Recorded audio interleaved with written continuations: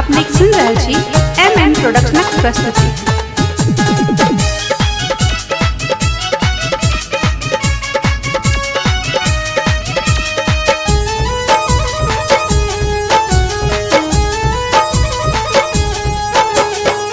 नौ दिनक त्योहार लैये नौ दिनक त्योहार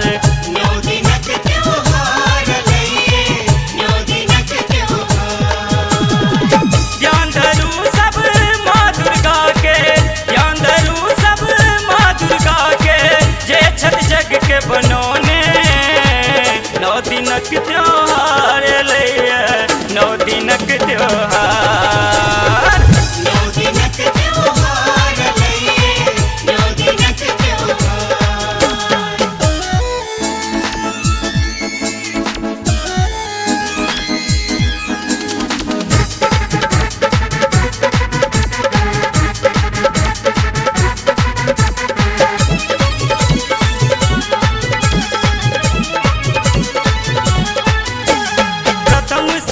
पुत्री के पूजा ब्रह्मचारिणी के दिन दूजा हेति प्रसन्न माँ दुर्गा करब जे कियो मनसा पूजा।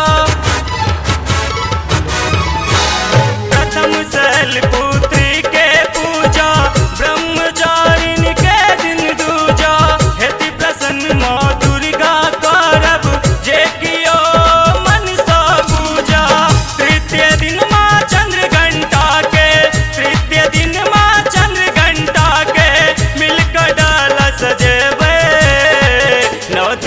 त्योहार लैये नौ दिनक त्योहार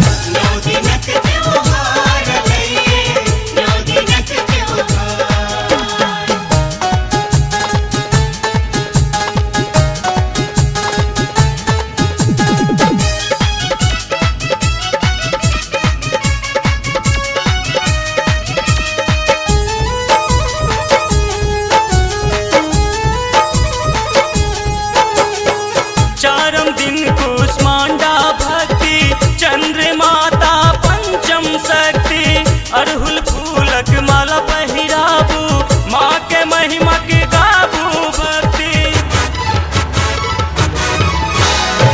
चारम दिन कुष्मांडा भक्ति चंद्रमाता पंचम शक्ति अरहुल फूलक माला पहिराबू माँ के महिमा के गाबू भक्ति। दिन माता जाइन के कष्ट दिन माता जाइन के मिलकर भजन सुने नौ दिनक त्योहार लैये नौ दिनक त्योहार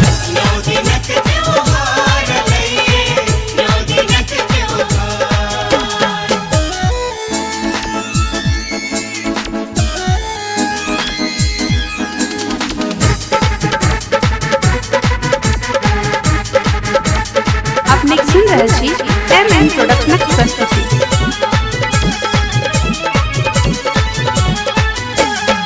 सप्तम दिन माँ काल रात्रि अष्टम गौरी नव शिवरात्रि अगबे घी का दीप जला का कौरु सब मिलकर आरती। सप्तम दिन माँ काल रात्रि अष्टम गौरी नव शिवरात्रि अगबे घी के दीप जला का कौरु सब मिल माँ के आरती।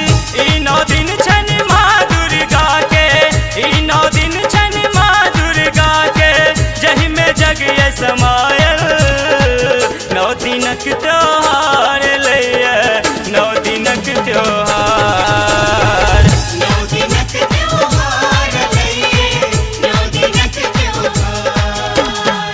नौ दिनक त्योहार लैये नौ दिनक त्योहार।